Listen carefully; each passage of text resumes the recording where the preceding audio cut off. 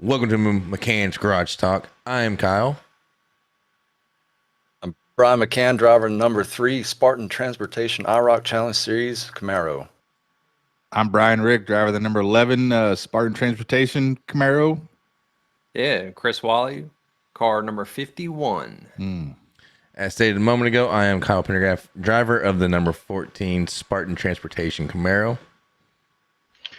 I am Neil Quick, driver of the number 2 Spartan Transportation LLC Camaro out of Fenton, Missouri. And on today's episode of McCann's Garage Talk, we are going to take a quick little view at this previous Thursday night's race. Week 1 of the IROC Challenge Series playoffs goes to Michigan International Speedway for 120 laps. 25 cars take the green flag. Brian McCann with a qualifying time of 39.174 leads the field to the green.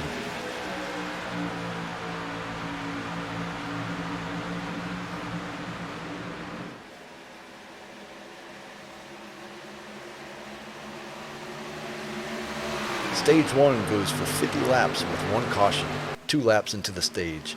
Hunter Clark and James Kaufman get together coming out of turn 2.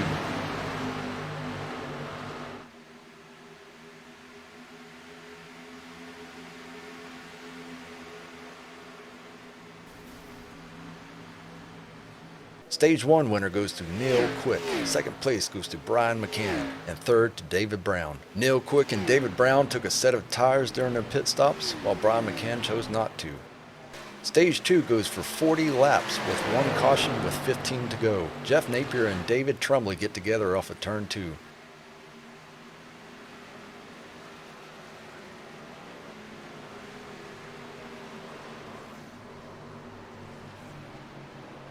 Stage 2 winner goes to Neil Quick, second place goes to Brian McCann, and third to Cook Quick.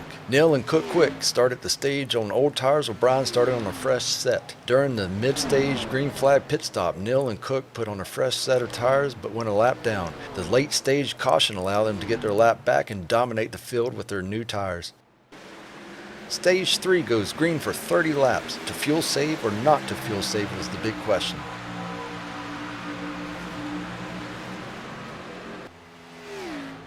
Aaron Smith comes out on top as the race winner. Second place goes to Neil Quick, and third to Chris Mefford. Although the top 3 were in a fuel save battle for most of the stage, Aaron was able to hold a 4.5 second lead over Neil Quick while also saving enough fuel to finish the race. Fastest lap of the race goes to Jesse King with a 39.653. Brian McCann leads the most laps with 56.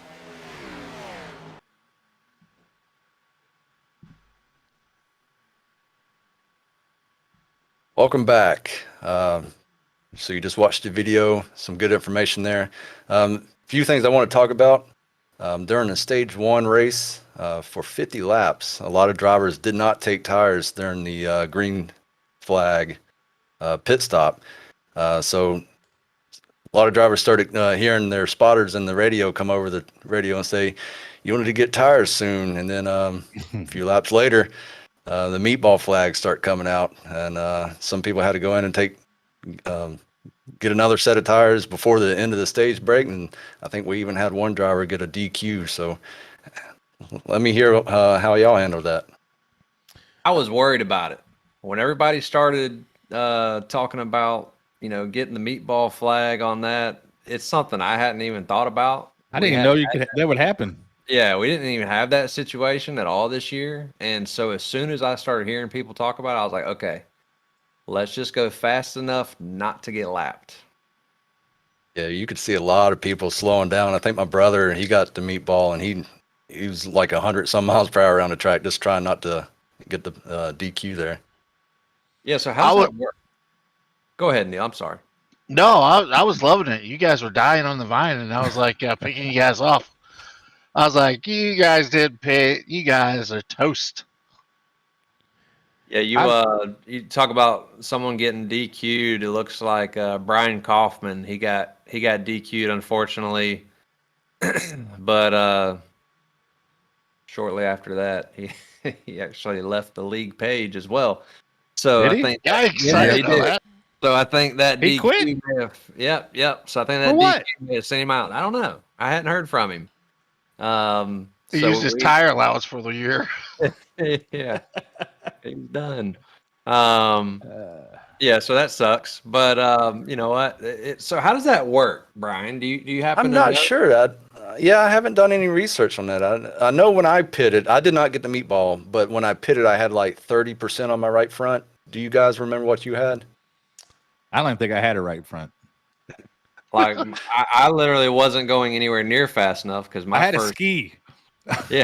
my first pit stop I actually had like 63 on the right front. Like it wasn't too terrible. It wasn't close enough to get a meatball. Yeah. But if you get so you mentioned like they were slowing down or Kevin was slowing down after he got the meatball, trying not to get DQ'd. Do you still get like so many laps just like you I would may if have they're incident I may have points? missaid that because he was slowing down trying not to get the meatball, but he finally, I think he finally did, but it was right there at the stage caution, so he just went in and pitted. I think I heard that once you get the meatball, you have 3 laps to get into the pits Yeah. to get him changed. Yeah. I heard that on the race. Yeah. I don't know. Yeah, but doesn't it give you a warning? I mean, your crew chief comes on there and goes, the right front tire's wearing. And at that point, you can back off a little bit and try to save it. I don't have that. Yeah. Nobody's telling me. Is that the iRacing crew chief? Oh, Racing, maybe yeah. that might be my grip hack that I plugged in. Sorry about that. Like, what are you talking about? Oh, Nobody's that's telling me how nothing bad my tires are. That'd be great information. That's the other where do you get program. this? No, you know what would be great information is when you're 3 wide or 2 wide and they tell you there's a car outside. They don't tell you how many lanes up. That'd be great information to have. That would be good. That's where that. Oh, no, the weapon got into another incident? No, actually, I sure didn't. I know. I was trying to keep at least that perimeter that we talked about, at least 3 to 4 car leaks all the way around at all times. We were around each know, other a little bit.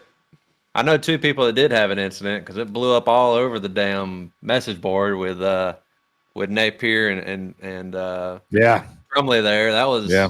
entertaining for a moment. That was kind of a delayed reaction, though. I mean, that was like a cool down period, 24 Yeah, you usually hours, get then it lit 24 back up. hours 24 hours to chill, and it's 24 hours later. We're like, you know what? Fuck it. That pissed me off. I'm not gonna lie. That I had a message that long typed out, ready to send, and I didn't send it. I could imagine what was going on. Team IROC showed up I'm for like, us. And just get out of here with that shit. no, They settled it, didn't David's good. David's good. Did they settle it? Everybody's good now? I don't know if they ever actually talked. I think David's fine. He delayed reaction. Yes, I'll say that. But I've never had any issues with David. He's a good racer, and I can see his frustration there. I mean, I feel like he was straight in his lane, and Jeff was just catching it and wrong. How place. many Jeff said he did too, didn't he? Yeah. And so unfortunately, that was the first time both of them had communication, and David said just a little bit too much right up front. And I mean, he came out with the wrong sentence. He started with the wrong sentence. So anyway, but so going back to the race, number one, Brian, great video, man. It's a good way to kick this whole segment off. Looking forward to that the rest of the year. absolutely. But yeah, we had a lot of guys running on the lead lap right there at the end. So we had, still had 20 dudes right there at the end, and had some pit strategies that you talked about there, trying to save a little Dual bit. strategies, yeah. Yeah, so that was a lot of fun. The race was a little bit longer than normal. I think that's what kind of threw us off a little bit on that normal pit strategy.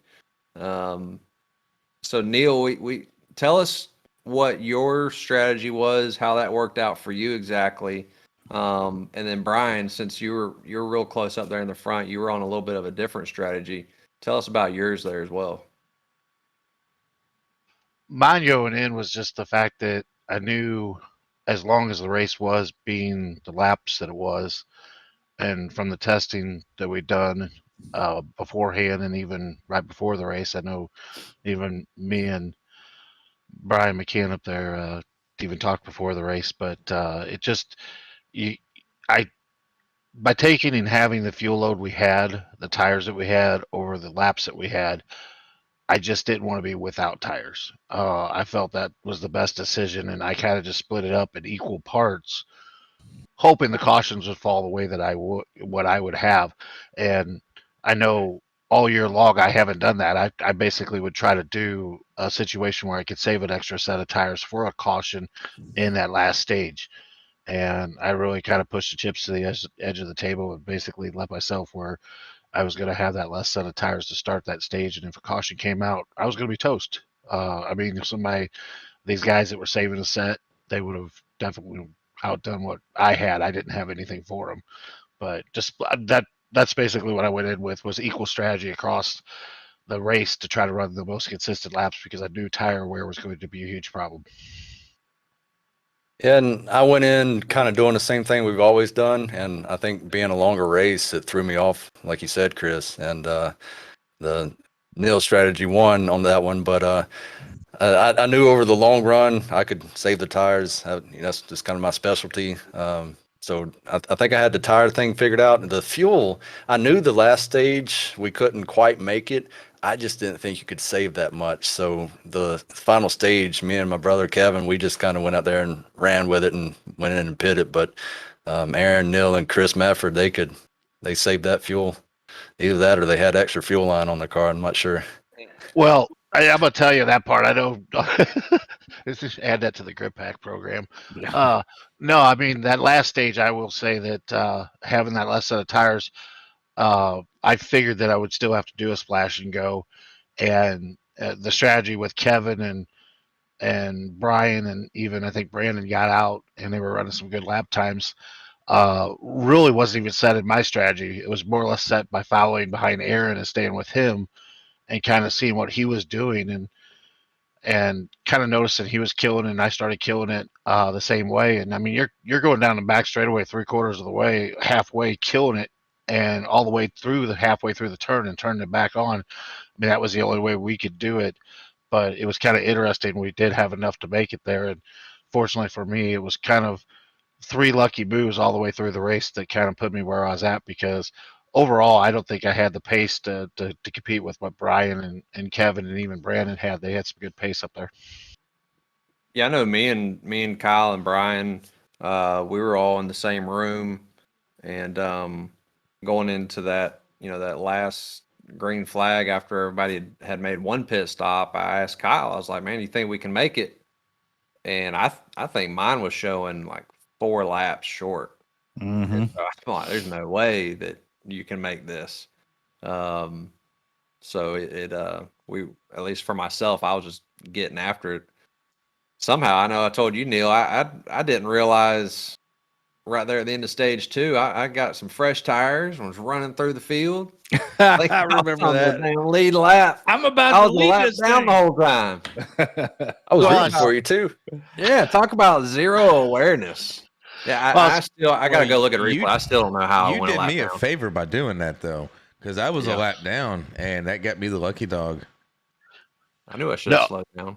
No, I started coming through there, and I mean, I think I started like that last stage break right before it. I think I was started on that caution like 12th and was coming through there, and I think I had some help or non-help from my brother a little bit there trying to get there, and then he kind of pulled in the train right behind me, and next thing I looked up and I saw Wally behind me coming with me, and you were moving. I really and when you went around me, I was like, damn, he just passed me. He's gonna win the stage. And I looked down and I was like, oh, he's minus a lap, so I'm just gonna ride here and see if I can get back around him. And at that time, Cook still had fresh tires, and I mean, we've got the weapon, but Cook is actually the nuclear weapon, man. I'm gonna tell you, he can ruin a whole race real quick. So I wasn't gonna race him if he was gonna come up there and get it. He was gonna get by me.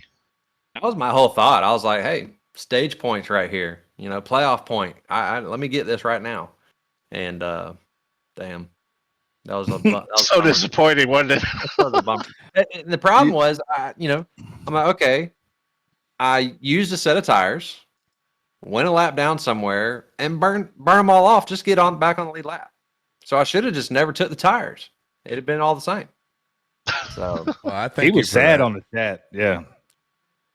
I really like. I mean, this race was much different than we've had this year. I think for the two reasons of the fuel and the tires, of course, and maybe we could add the third being in the length of the race. But it was kind of an all different race. I mean, you had to have some strategy, and it was kind of a wild card situation. I mean, there could have been 3 or 4 different outcomes there at the end. It was rather interesting. So going from that to the short track this weekend, it'll be a pretty drastic change. It's a good preview of what season 6 might look like, what season 6 races. So I think Longer races. the excitement racing and strategy and length and all that. So it's gonna be good. Well, I'm raising my hand. No stages. No stages. Yeah, I know Brian's up there smiling and he's about ready to stab me. No stages, longer races, and who's leading at the end wins. I like it. It's like a challenge. So where are we at this coming Thursday? We are North Wilkesboro. Dang it, I'm gonna miss it. All right. You're gonna miss the race? Yeah, I gotta finish packing. I got a little DU haul as soon as I get off work. It's one less guy I got to see in my mirror. You mean in front of your windshield? If I'm backwards. I'm sure I'll be a non-contender again. So I'm like the other McCann. I'm just here so I don't get fined. Yeah, so standings wise, so let's go over that real quick before we wrap anything up. So it was originally going to be top 15 for the playoffs, and we had a tie for 15th spot. So we let both of them in. So we've got 16 guys running for it. Tim Schofield unfortunately did not make the race, and so he dropped down to that 16th spot. He's got a little bit of work to do because you got to get to the top 10 to make it to the next round. Kyle, you're currently 12th, but you're only, at least going into next week at the moment, you're only 6 points out of the top 10. And then myself in 9th. Then we've got Brian McCann, you're sitting there in 3rd, and Neil in 2nd. So, Aaron's locked in with that win there, so he doesn't need a win. Do I have a chance? You've got a chance to make the Great. race. Awesome. Yep, just show up. As long as you're there's good. a chance. And no, we're it's going to be exciting. So North Wilkesboro, hopefully we can get around that place without seeing a whole lot of yellow. I haven't practiced it, but I've heard it's loose. It is. I haven't practiced it in a minute, but it's different. It's like with Lucas Oil. I said that it's got a long enough straightaway that when you really got to slow down and get turned, there's a lot of speed there. And to me, I feel like North Wilkesboro is the same way, that it can eat you up real quick if you're not real good with that brake pedal. So we'll see. It'll be fun. We will. Cool. Well, check us out. We'll be on live on Thursday night. Look at the IROC Series Facebook page for the announcements and the link to watch the race live, and join us Thursday night. I missed it there. Who's going to send me the setup notes for this race? Well, And Brian's. I mean, yeah, you got to get some of those laps in, like at Thursday at 1 o'clock or noon. I mean, at least get a couple hours session in. That you send me some notes there. I'll send you some. I can't promise you that they'll be real though. Just remember, Neil, you're going to want about 44% front brake bias. Just remember that. Oh, really? All right. I haven't done a single lap. I think we're going to go ahead and close this one out. It's been a good one, guys. I appreciate all you all coming in for McCann's Garage Talk. With that, everyone, y'all have a good night. We will see you all next week. See y'all later.